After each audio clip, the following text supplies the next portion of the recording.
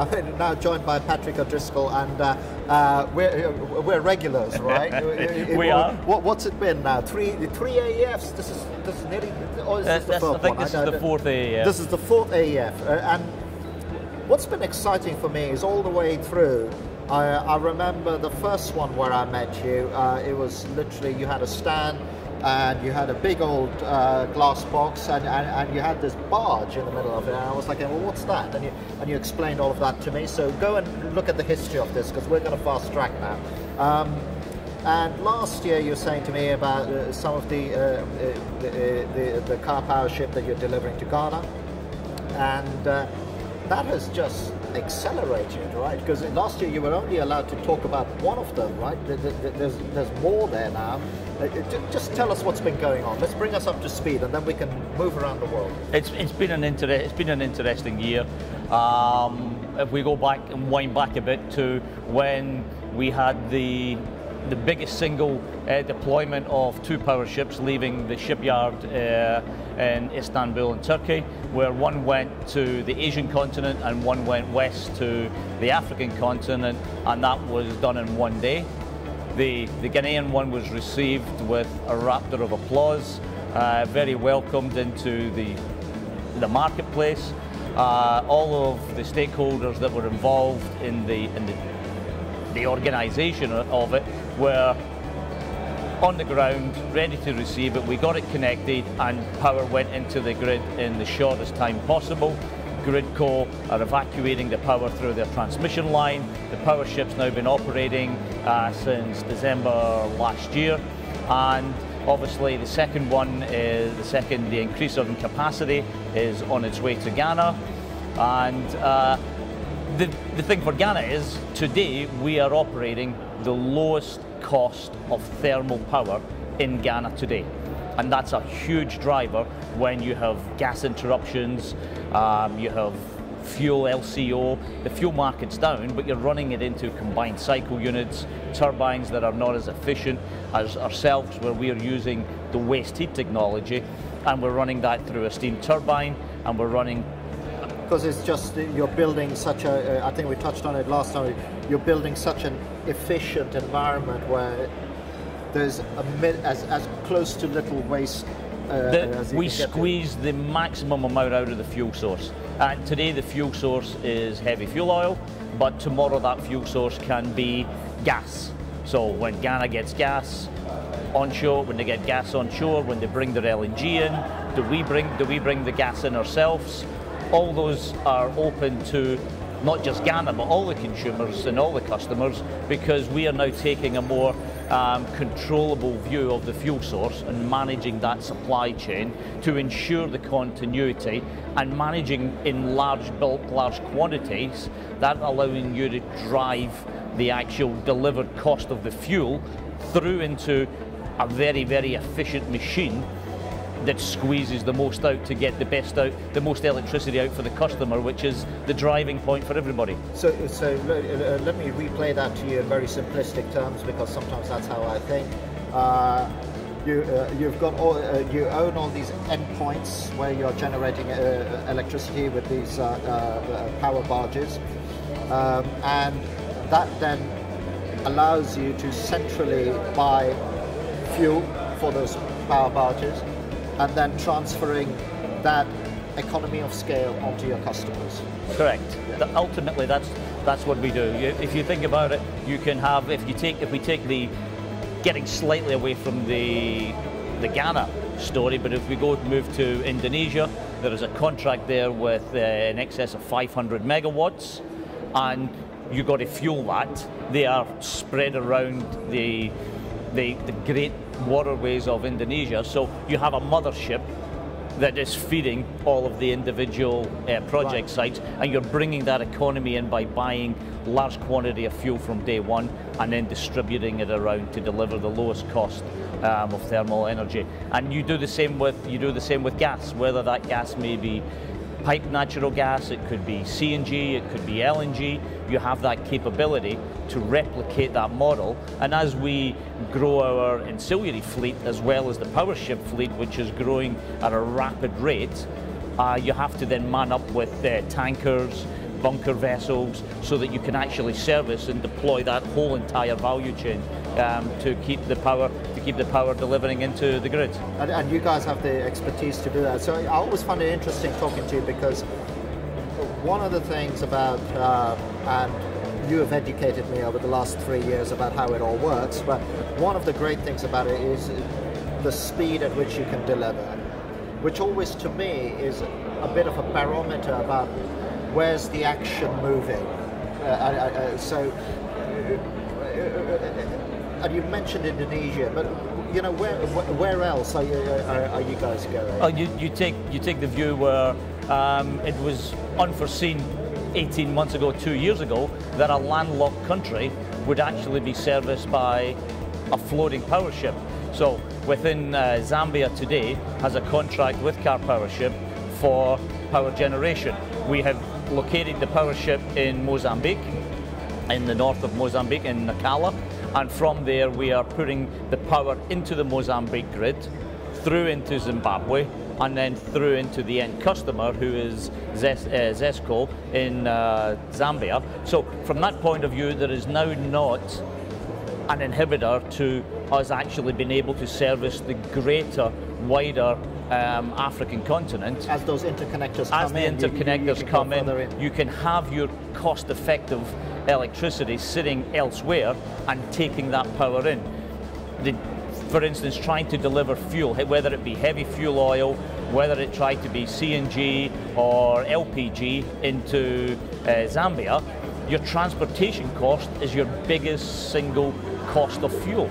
And that's stopped. And that's stopped now. Yeah. So we are transporting the electricity by wires, not by road and storing, etc. So that is it's a phenomenal opportunity for Africa. You take West Africa, you take East Africa, South Africa, as these grids now all become married together and interconnected, there's no reason why Mali and Burkina Faso, etc., cannot be serviced from Ghana. Ghana can take itself to the point where it is actually going to be the power hub of West Africa. And that's a vision that I know a lot of Ghanaians feel very proud of, that they are now getting themselves to the point. They've stabled their in-country supplies, their problems in country, as the saying, Doomsar has gone, they have the power back, but it's where they can actually take that and to the greater good of their neighbouring countries. And it's one of those things that comes through as this interconnectedness happens. One of the side benefits is stability. You know, you're not going to mess this up. No. Heaven forbid, start another war or whatever it is, because it becomes so interconnected. So there is that side effect. But what I'd be quite interested to hear from you is, you know, moving away from the technology side to a lot of the conversations that are happening here about the renewable investment and so on. Are your power ships also able to play a role in balancing and helping to create a balance towards that type of power?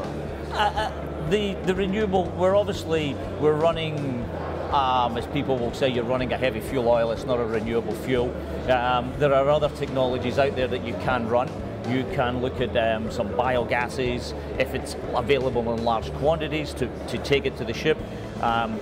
People are talking bio-LNG and other sources. So you can burn these renewable fuels, if you like, and we can certainly, with the stability of the vessel, you can actually take out those ripples. Yes. And settle a large renewable infrastructure that's in play in the country. You can actually stabilize that through the points of change at the different times of the day and seasons, etc. So yeah, you can certainly integrate a power ship solution to de-ripple and calm the waters, as to say, of the impact of renewable.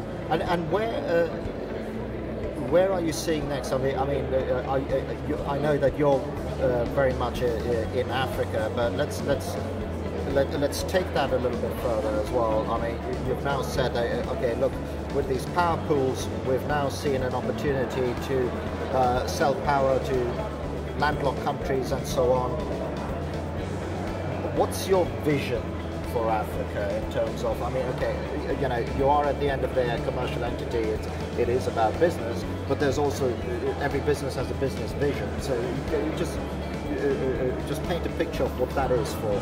If you look at the fleet that we're operating today and the evolution of the fleet, today on the stand, if people want to come and have a look, there is the world's largest single floating power plant. It's a 500 megawatt combined cycle power plant. Now, taking that with the benefits of its fuel flexibility of running and operating dual fuel, putting that into a country that has large power needs, that is certainly something that is going to enhance the stability of the economy, but also bring an enhancement to the grid and to the distribution operators, the grid transmission companies. And the transmission companies in Africa are accelerating and working exceptionally hard to improve their transmission, because you can't bring a large power source in if you can't distribute it and then transmit it. So they are working hand in hand with a lot of countries to get that ability. And unfortunately for Africa, the delivery time of all of these sustainable, long-term, great benefited power plants take a considerable amount of time. So, you know, this year alone we will add an additional 2,500 megawatts to the fleet, and beyond that we'll go next year. We're adding to the ancillaries such as the large bulk storage, floating, and taking it to the other extreme from 500 megawatt down to the other extreme, where you could be talking much more smaller. Not everybody needs a 500 megawatt power installation. We'll get to 40, 50 megawatt installations where you can deploy them as quickly as any other means. Because that's one of the things that I picked up on when you were talking about Indonesia, where we're like going, okay, we've got a hub and then we've got a lot of little satellites. I mean, look, I grew up in Malaysia, so I know a little bit about the Indonesian geography. You know, it's a load of islands, and ironically, one of the good things for them might be that there's sea in between, so you can actually put these smaller power barges down the there is one of the sites is a 240 megawatt site. It's a large site, but it's for a large island. But then you do have, as you said, the smaller islands, and that's where we've had to then adapt our business and our technology to the needs of the market. And we've now got so you've got the large scale, the smaller scale, and to be able to deploy them into the islands of Indonesia, the islands of the Philippines and the Caribbean. You know, there are other markets other than just Indonesia for small scale. And then you get, as a lot of people talk about today throughout the conference, you get the small scale LNG players who are now looking to get their fuel out into the market, and you can take this and gas to power. I would do it the other way. I believe the power demand and the power need is what drives the gas. It's not gas to power, it's power to gas. From where I sit and what I see in the market, gas is not going to drive electricity. The demand for power and electricity is going to drive the fuel source being LNG. So I would like a huge interesting mix to change it. I would like to change it around where it's power to gas. It may not sound as sexy, but that's for me. That's what drives me.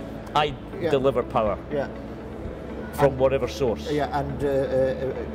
But it's hugely interesting, especially with your business model and the way it's delivered on a barge, on a sea, to have that marriage between that and LNG, you know, because that's how that stuff is delivered by and large in the highways and so on. So it's amazing how time flies. I've been giving all sorts of hand signals that we need to kind of move on and get to a wrap. So let's go. Let's finish off by talking about the fact that we're here at AEF. 4 years running, but let's not dwell on that. You know, it gets depressing as you get older. But what are you? You're clearly on up. What are you looking for at this year's AEF? Is it this power to gas conversation to come power to gas?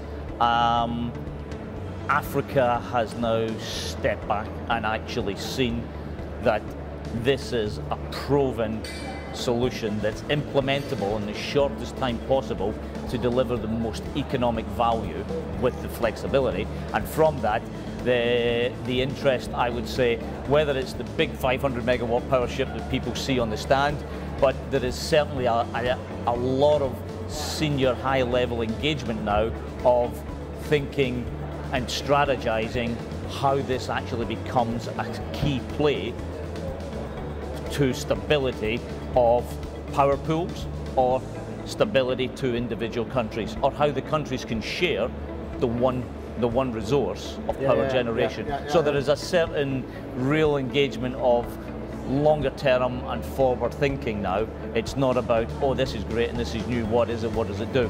People are now looking at it as a foundation of security of supply. That's a change in the conversation, because kind of 2 years it was like, we've got a need now, plug it. Yes. And now you're saying, well, okay, we understand this now. This is now going to be part of our power mix. Yeah, people now understand it.